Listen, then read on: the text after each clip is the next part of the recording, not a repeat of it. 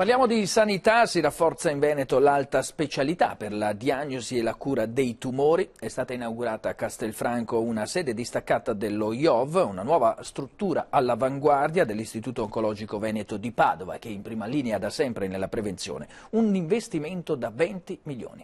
Andrea Rossini e Marco Madini.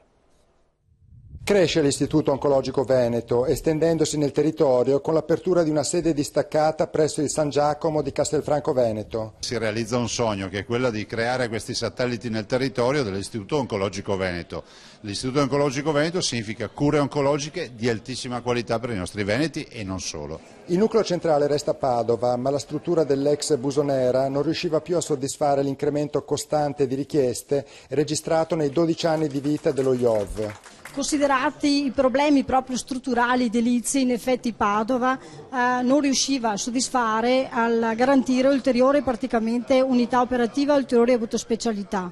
Da lunedì a Castelfranco Veneto saranno operativi ambulatori altamente specializzati, in particolare nel campo dell'oncogenetica e della oncologia predittiva, un settore in rapida espansione anche a seguito di recenti casi che hanno acquisito notorietà internazionale, come quello di Angelina Jolie. L'attività dei tumori ereditari è un'attività che sta diventando fondamentale per la cura dei tumori.